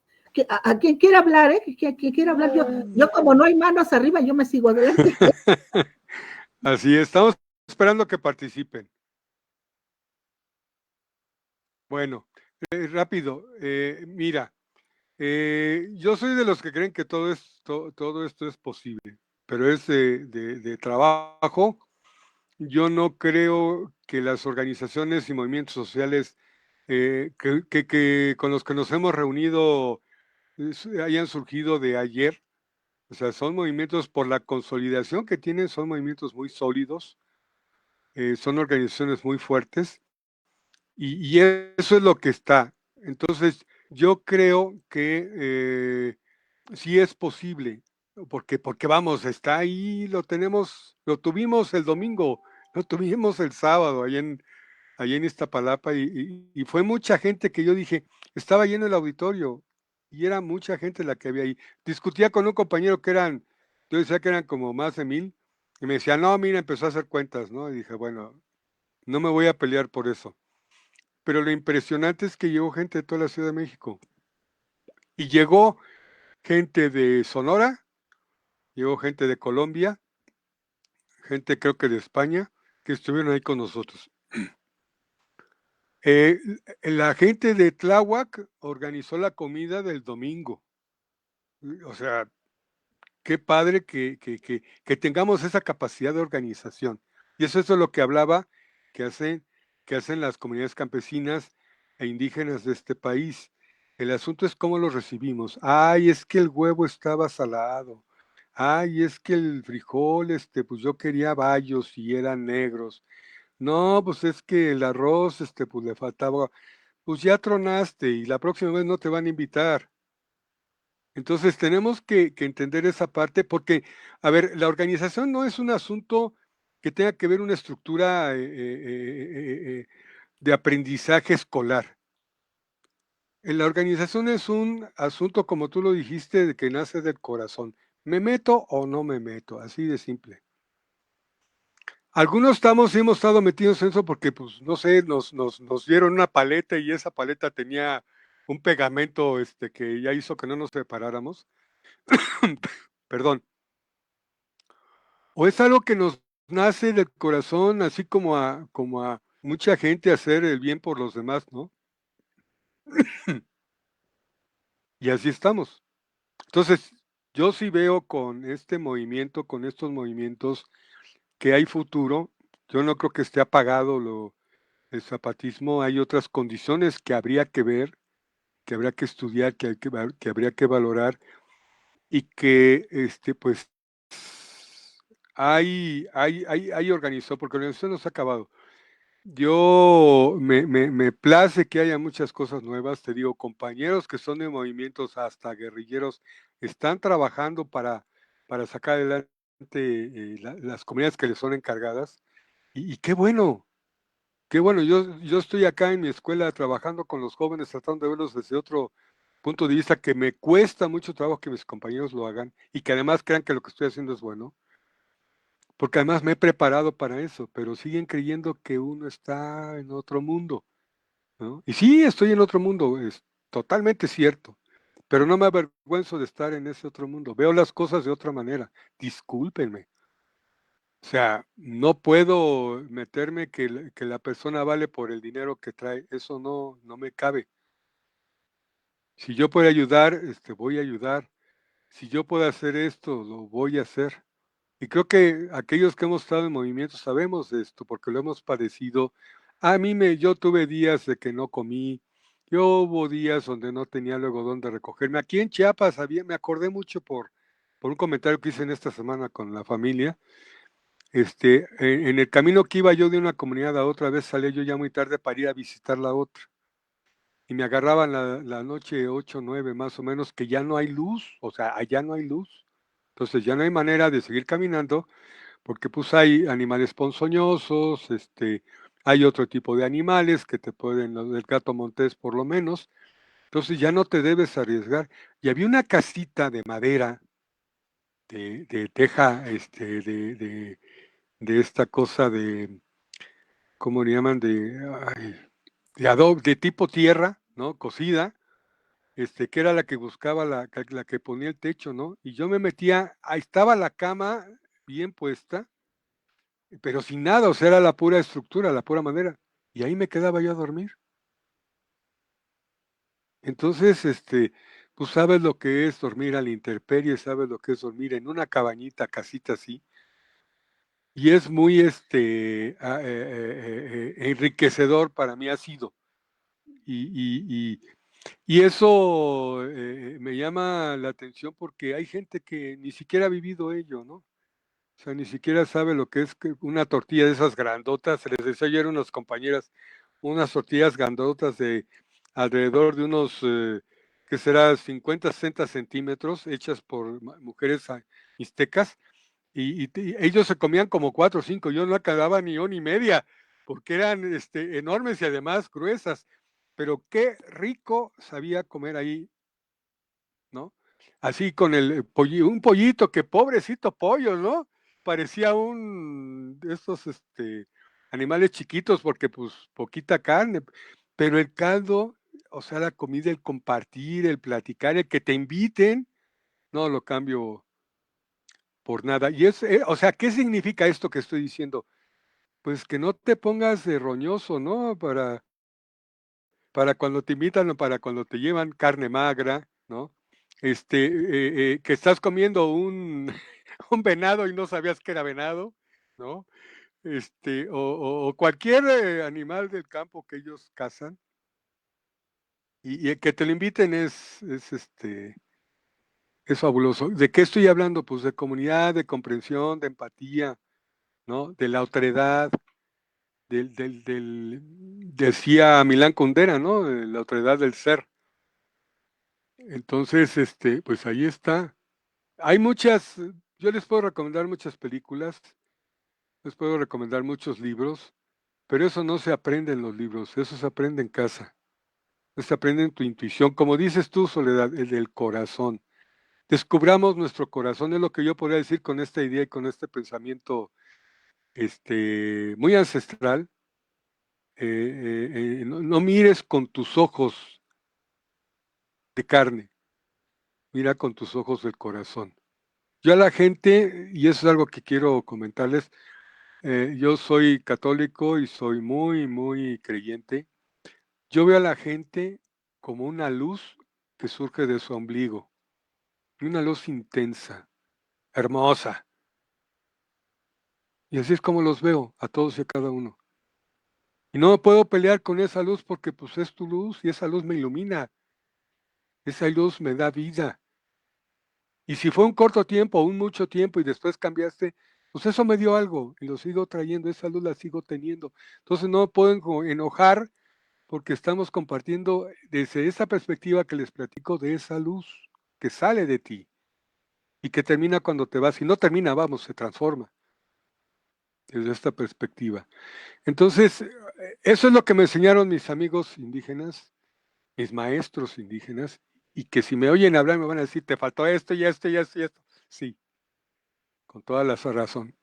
Pero bueno, estoy tratando de expresar el sentimiento que me da hablar de esto. Yo no hablo del zapatismo por pobrecitos, ¿no? ¡Ay! Fueron derrotados. No, lo estoy hablando con orgullo porque aprendí de ellos, comí con ellos, conviví con ellos, los conocí antes de que supiera yo que eran zapatistas. O sea, los traigo en mi corazón todo el tiempo, y ellos son parte de mi ánimo, así como para muchas cosas son mis hijos, mi esposa, ¿no? Mis amigos, caso particular tuyo, Soledad, particular también del profesor Manuel, de Élida, que, o sea, yo me asombro cada vez que lo oigo hablar y que platica de sus cosas porque digo, caramba, qué hermoso que haya mujeres comprometidas a ese nivel, la verdad. Lo digo con todo el afecto y la emoción del mundo, doctora, ¿no? Y cada uno de las compañeras y compañeros, el equipo de trabajo, el equipo técnico, o sea, todo el trabajo que hace cada semana, eso no es cualquier cosa, o sea, hay un compromiso de su corazón, como lo quiera ver cada quien, pero este es parte de eso, o sea, es el sentimiento, para mí ese sentimiento de solidaridad que vimos, y lo rescato de nueva cuenta en el 85, cuando se nos cayó la ciudad, que anduvimos por todos lados tratando de hacer algo, lo que fuera, y que no somos héroes, porque también perdimos amigos, familiares, gente, vimos mucha gente atrapada, y eso no te hace ser héroe, ese es otra cosa. Y entonces, así lo veo, o sea, ya saqué todo el corazón, perdón. Y no, No, está perfecto, está así perfecto. es. No, está perfecto, está perfecto. Vamos con comentarios. Te dice que la doctora Élida Flores Melo, que gracias, profesor Héctor. Muchísimas gracias, querida doctora Élida Flores Melo, que nos falta tu comentario, querida Élida, ¿eh? Ajá. Y gracias a todo el equipo que hace posible, dice también. Ajá, muchísimas gracias, querida doctora Élida. Aquí estamos esperando tu comentario. Aquí estamos, querida Élida. Tú levanta la mano. Sí, mientras te animas, querida Eli, profesor Garcés también, ojalá que nos platique, ajá, lo de Fierro, ¿no? También, ajá, sería muy interesante, ajá, y a mí me quedó la duda, tiraron el oro ahí, pero ¿lo recuperaron o ya no? Si no, no, pues hay que ir a rascar. Ándale.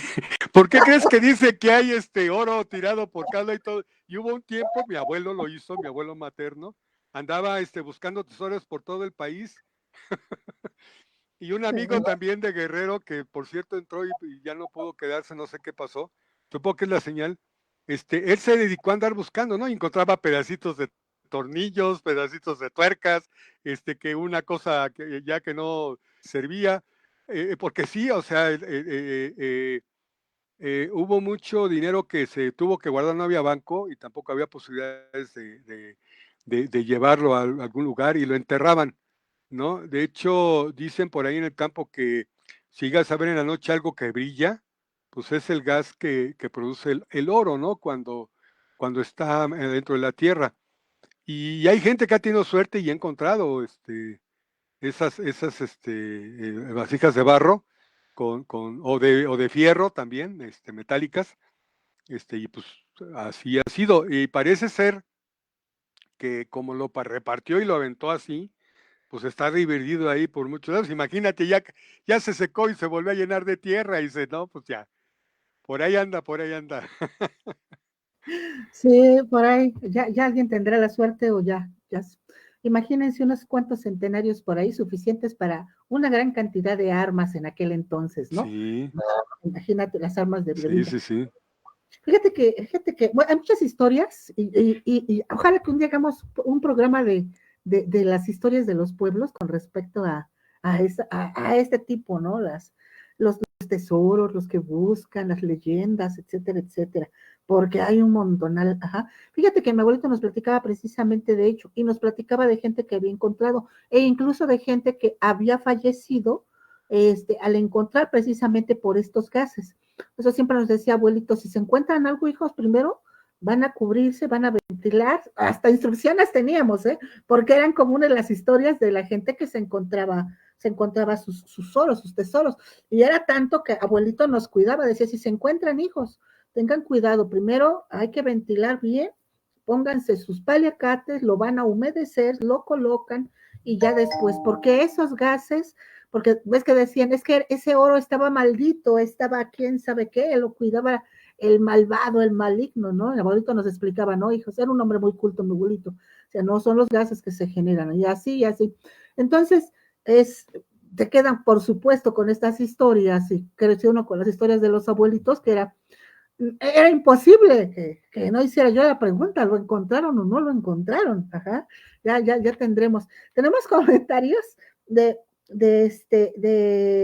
Sonia Sandoval Ávila, querida Sonia, en Facebook, que dice, saludos cordiales desde San Pablo, Totepec. Ajá, muchísimas gracias, querida Sonia, ajá, saludos, abrazos Ororo, abrazo fraterno a los compañeros de San Pablo, Totepec, muchísimas gracias, ajá. Ajá, también nuestra querida compañera Marlene Rodríguez Cordero, que creo que ya andas por aquí, ¿verdad? Saludos a todos. Ahora, desde aquí presente. Ajá, muchísimas gracias, querida Marlene. Ajá, abrazo, Sororo. Pues son parte de los comentarios que tenemos. Sí se anima nuestra querida doctora, compañera doctora Emilia Flores. Adelante.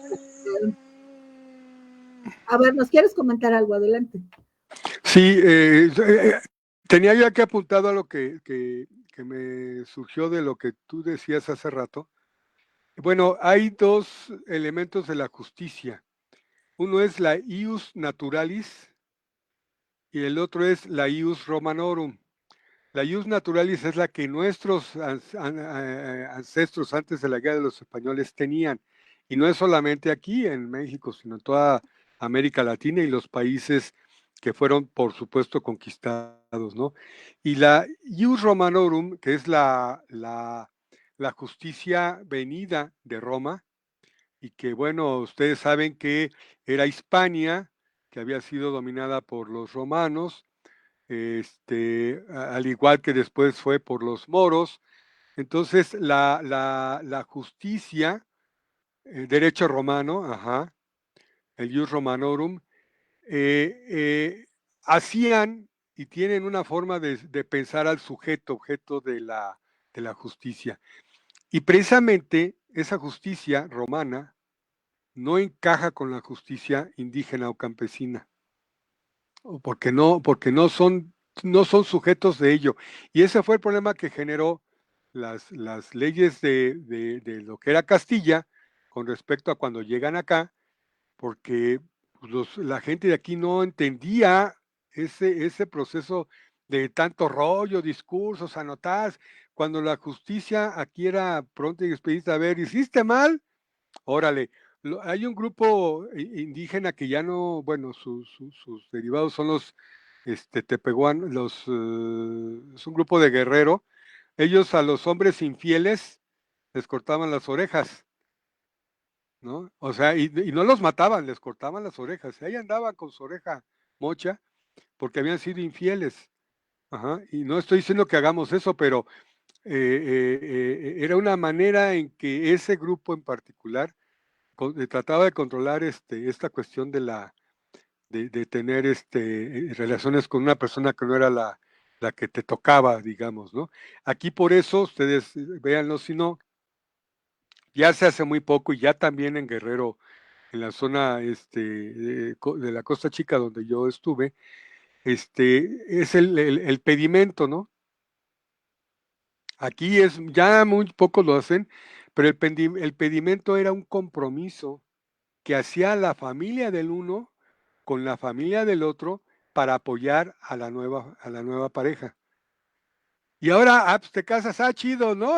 Padrinos y todo esto, y jamás vuelven a ver a los padrinos a los casados, ¿no? Y antes el asunto era, pues vamos a vigilarlos, vamos a ayudarlos, que tienen esto, que tienen lo otro, vamos por aquí, vamos por allá. El compromiso de la familia era sentido, ¿no? Para que no pasara lo que a Rosita Alvírez, ¿no?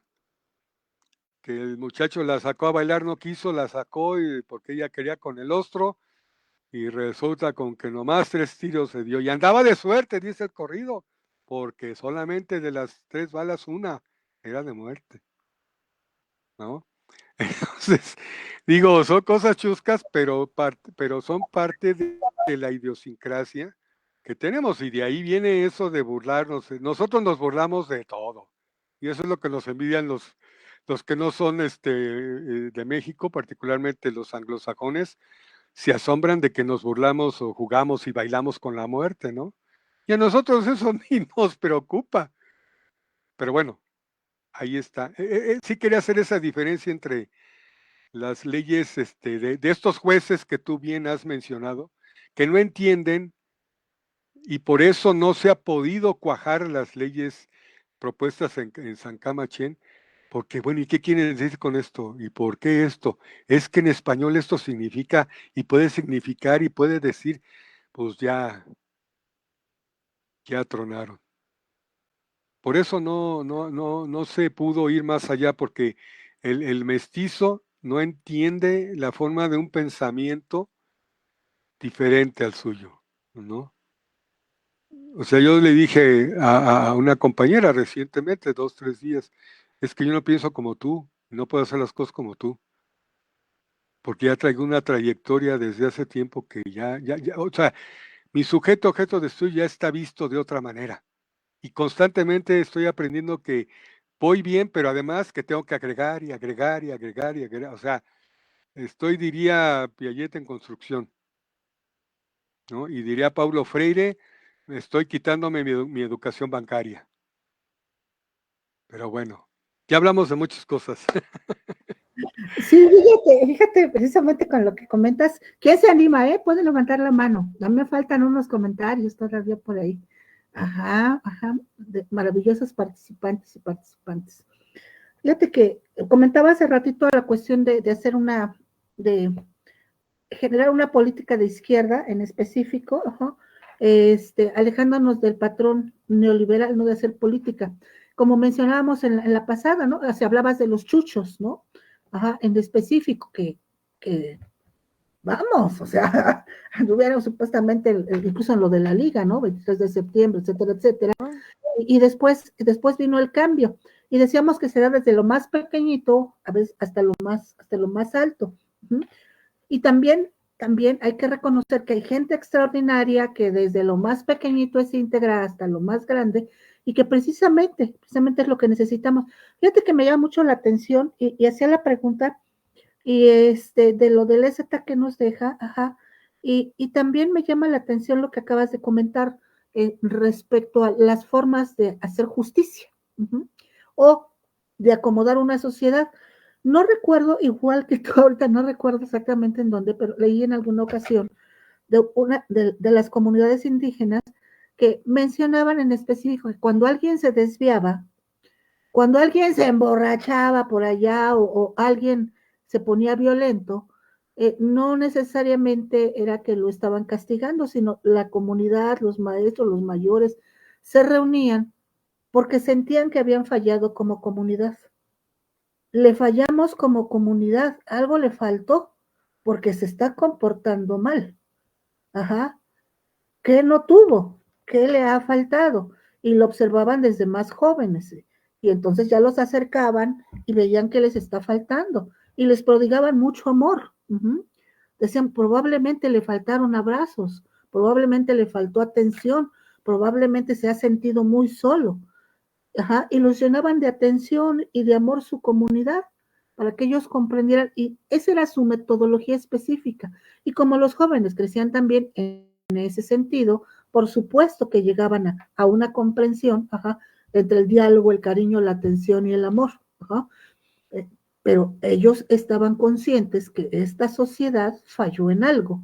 Ajá. Incluso me recuerda mucho, y quizás de lejos, ajá, podrían mencionar algunos porque lo cuestionan mucho, ajá, que no se debe tomar tan literal aquello de abrazos y no balazos. Uh-huh. Y es en el sentido de la responsabilidad que tenemos como comunidad también, uh-huh, que es importante.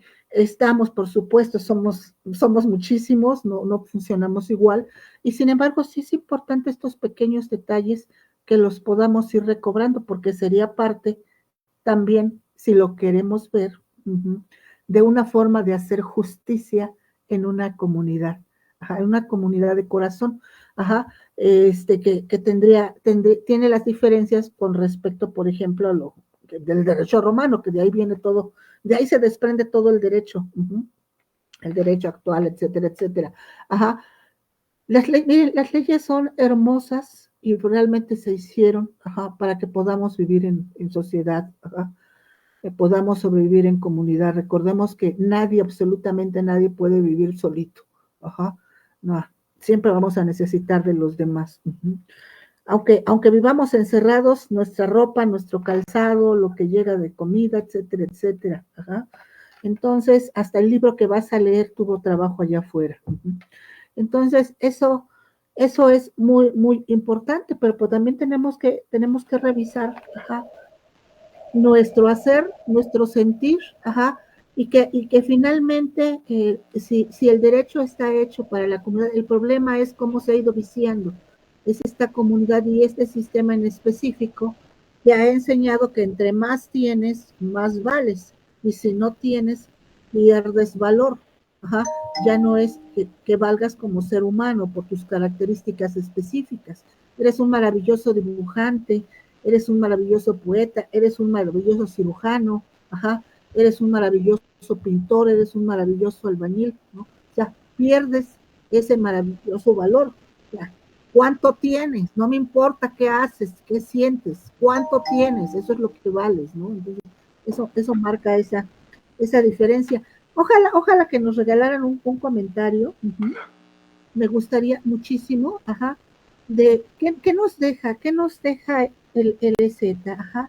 Yo creo que nos deja precisamente, ajá, entre todo lo que nos comentó el compañero, ajá, Héctor Castañón Basaldúa, nos deja el espíritu de lucha, ajá, nos deja el comprender que sí se pueden cambiar las cosas si nos juntamos muchos, que no debemos de perder, ajá, nuestras raíces, que hay que acercarnos a una forma justa, honesta de vivir, que hay que hablar con el corazón, ajá, y hay que actuar con el corazón.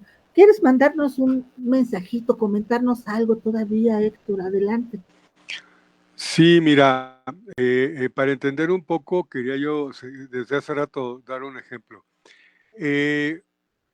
Hablábamos de los matrimonios, del apoyo y demás. Fíjense, cuando se casa una persona, obviamente, en el caso de una familia tradicional, para no meterme en complicaciones, cuando se casa una muchacha con un muchacho, cada uno tiene una expectativa del otro.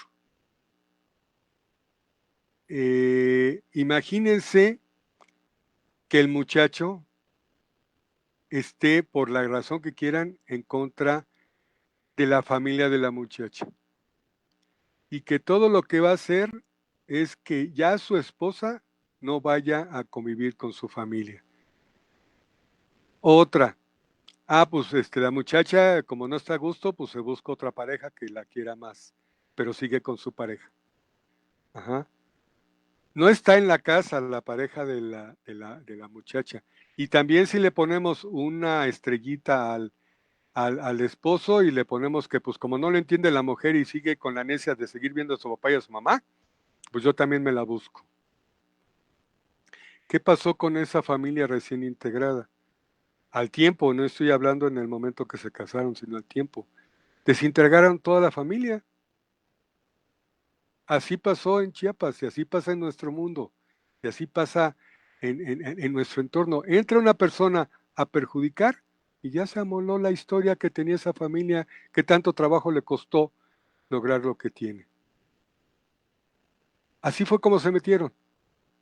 O sea, llegó otro, ¿y qué hicieron? No, pues a esta muchacha le gustó el otro, pues a aquella le gustó el otro, y ya como no están integrados y no conocen lo que es la vida comunal o comunitaria, pues se paran, y luego se cambian de lugar, y ya.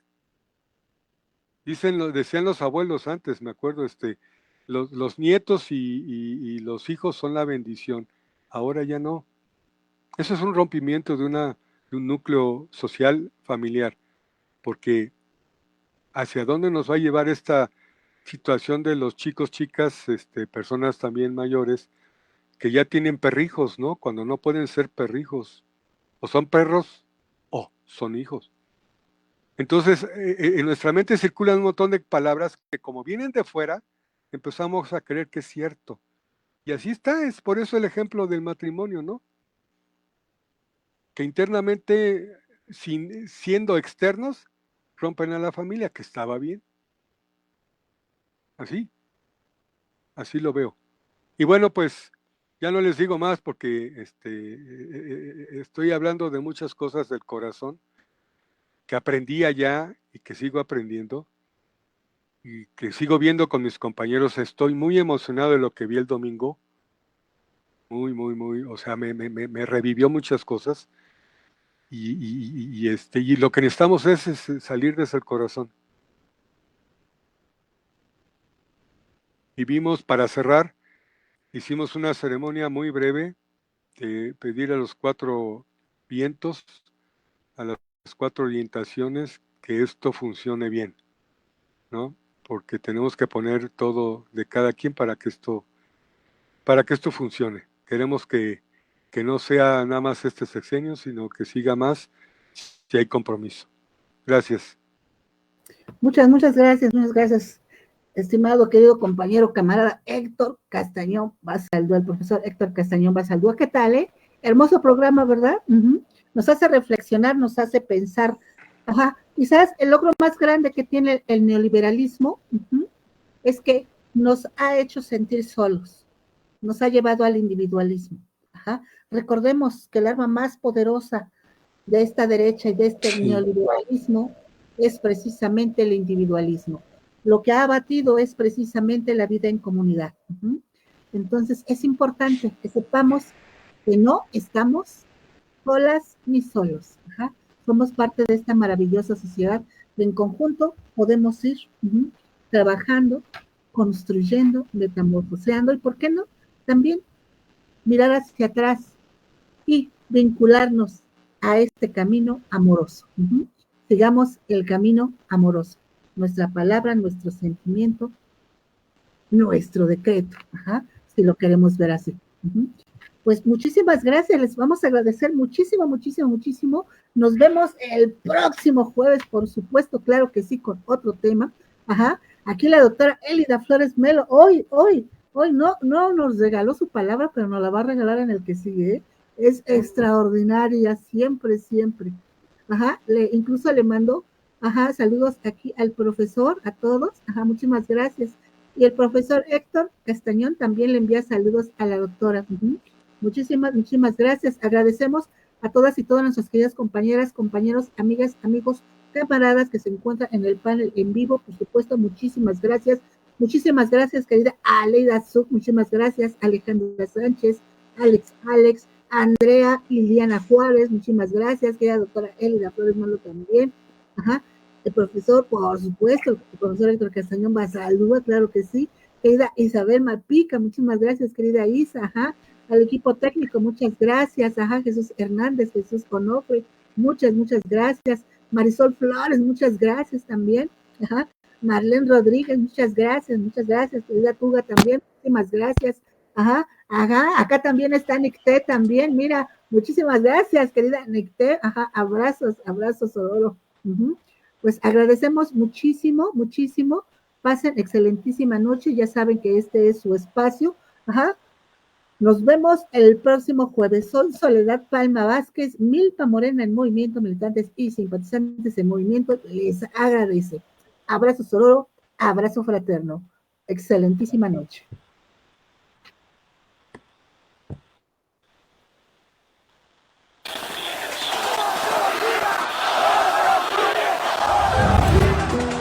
El ejército irrumpió en cada uno de los departamentos para detenerlos y acribillarlos. El fraude siempre es fraude. Cada gobierno justifica sus trampas como Dios le da a entender. Es un reflejo más de la impunidad del sistema. He estado pensando desde hace años que hace falta tomarse el tiempo de una tregua. Hemos llorado tanto desde hace años que nos viene bien sacar un poco más la lengua. He estado pensando todos los días cuál es la manera de parar la guerra.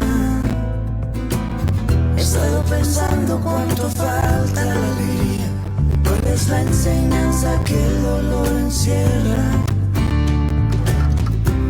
Hoy decimos basta, basta, hoy cantamos vamos, vamos. Hoy decimos canta, canta, hoy cantamos por mañana. Hoy decimos basta, basta, hoy cantamos vamos, vamos. Hoy decimos canta, canta, hoy cantamos por mañana. Que es un hoy despierto. He estado pensando y me